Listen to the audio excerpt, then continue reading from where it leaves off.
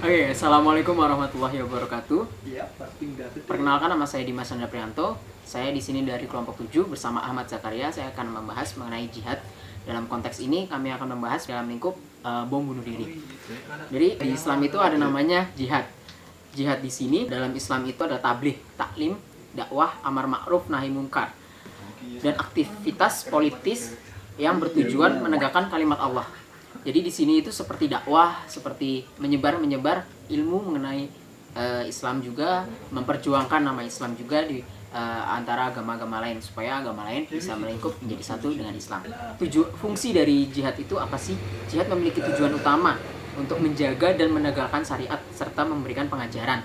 Jadi jihad di sini untuk mengajarkan orang-orang agar mau menerima Islam sebagai agamanya. Nggak cuma itu tujuan jihad dalam Islam. Kalau dalam Islam ini di dalam Islam menyelamatkan orang-orang yang lemah, menjaga mereka dari kezoliman pada para tiran di muka bumi sampai cahaya Allah kepada manusia menjadi tembok besar yang memaksa dan memperbudak manusia.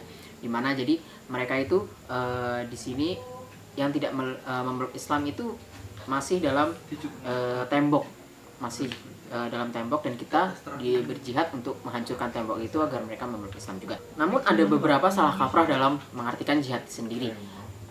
Dalam suatu artikel jihad itu keras terhadap mereka. Sebenarnya bukan keras sih sebenarnya, karena Nabi Muhammad mengajarkan agar kita lemah lembut, tidak membalas atas apa yang mereka lakukan kepada kita. Bom bunuh diri itu di sini sendiri itu bukan jihad. Dalam surat An-Nisa ayat 29 dikatakan bahwa dan janganlah kalian membunuh diri kalian, sesungguhnya Allah Maha menyayangi kalian. Jadi bunuh diri adalah satu hal yang dilarang.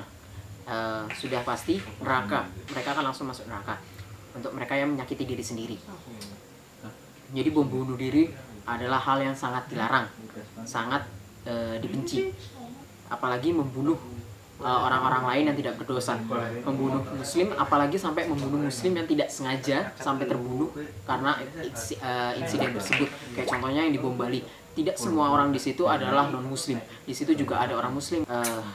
Mereka harus diberikan pencerahan, cahaya, mereka harus diberikan ilmu, diberikan pengetahuan terlebih dahulu, tidak hanya langsung membombardir seperti bom-bom seperti itu yang di hotel.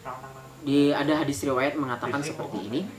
Rasulullah SAW pernah bersabda, tidak halal menumpahkan darah seorang muslim yang bersaksi tidak ada sesembahan yang benar selain Allah dan bersaksi bahwa aku Muhammad adalah Rasulullah kecuali dengan salah satu dari 3 alasan: nyawa dibalas nyawa, seorang lelaki beristri yang berzina, dan orang yang memisahkan agama dan meninggalkan jamaah atau murtad.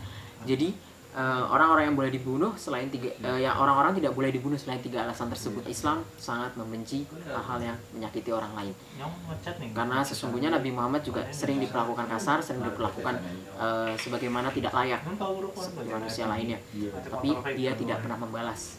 Bahkan suatu ketika Nabi Muhammad pernah diberikan suatu permintaan oleh malaikat, kalau misal Nabi Muhammad menginginkan gunung bisa dibalik untuk menghancurkan orang-orang kafir, tapi Nabi Muhammad tidak mau. Dia lebih memilih dakwah secara baik-baik, walaupun berujung perang, tapi itu perang untuk mempertahankan diri, bukan untuk menyakiti. Saya ulangi, perang yang dilakukan Nabi Muhammad adalah perang untuk mempertahankan diri, bukan untuk menyerang orang lain ataupun menyakiti orang lain, karena sesungguhnya Nabi Muhammad mencintai perdamaian. Oke. Jadi membunuh orang kafir tanpa hak. Sesungguhnya membunuh seseorang itu perlu hak dan diperlukan dalil yang jelas. Tidak boleh asal sembarang membunuh. Pemerintah juga melarang untuk pembunuhan karena keragaman menyatukan kita kalau berdasarkan pemerintah. Suatu negara dibentuk dari beberapa keberagaman. Jadi tidak baik untuk menyakiti orang lain hanya karena mereka berbeda. Jadi kesimpulan dari yang saya sampaikan kali ini adalah janganlah kamu menyakiti saudaramu hanya karena mereka tidak mengetahui.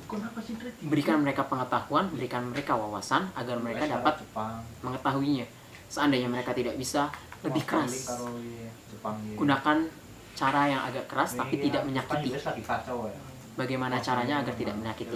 Dakwah banyak dilakukan dengan berbagai cara. Sekarang sudah banyak difasilitasi menggunakan sosmed, menggunakan YouTube atau hal-hal yang lain yang bisa menyebar secara luas. Jadi janganlah kalian menyakiti dengan cara membom ataupun membunuh massal, karena sesungguhnya peperangan adalah hal yang paling dibenci. Oke, sekian dari saya. Saya Dimas Chandra Prianto. Wabillahi taufiq wal hidayah. Wassalamualaikum warahmatullahi wabarakatuh. Assalamualaikum warahmatullahi wabarakatuh. Nama saya Ahmad Zakaria, NIM 12171665, kelas 12 6B35. Kali ini saya akan menjelaskan tentang materi jihad dalam pandangan Islam atau bom bunuh diri. Jihad menurut syariat Islam adalah berjuang, berusaha, berikhtiar, dan bersungguh-sungguh. Tetapi jihad sering diartikan sebagai perjuangan untuk membela agama. Jika seseorang mengartikan jihad sebagai perjuangan membela agama, maka lebih tepat bahwa berjihad adalah perjuangan menegakkan syariat Islam. Akan tetapi, perang yang mengatasnamakan penegakan Islam namun tidak mengikuti sunnah Rasulullah tidak bisa disebut sebagai jihad. Menurut Imam Ibnu Qayyim rahimahullah menjelaskan jenis jihad ditinjau dari objeknya, memiliki 4 martabat, yaitu jihad memerangi nafsu, jihad memerangi setan, jihad memerangi orang kafir, dan jihad memerangi orang munafik. Dalam keterangan selanjutnya, Imam Ibnul Qayyim menambahkan dengan jihad melawan perilaku kezaliman, bid'ah, dan kemungkaran.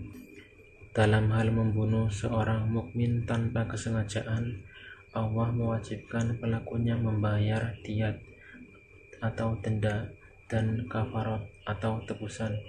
Allah Ta'ala berfirman yang artinya tidak sepantasnya bagi orang mukmin membunuh mukmin yang lain kecuali karena tidak sengaja. Maka barang siapa yang membunuh mukmin karena tidak sengaja, maka wajib baginya memerdekakan seorang budak yang beriman dan membayar diyat yang diserahkan kepada keluarganya, kecuali apabila keluarganya itu berkenan untuk bersedekah dengan memaafkannya. Quran Surat An-Nisa ayat 92. Dengan demikian, aksi bom bunuh diri yang dilakukan oleh sebagian orang dengan mengatasnamakan jihad adalah sebuah penyimpangan dan perbuatan yang melanggar agama. Demikian yang bisa saya sampaikan, kurang lebihnya mohon dimaafkan. Wassalamualaikum warahmatullahi wabarakatuh.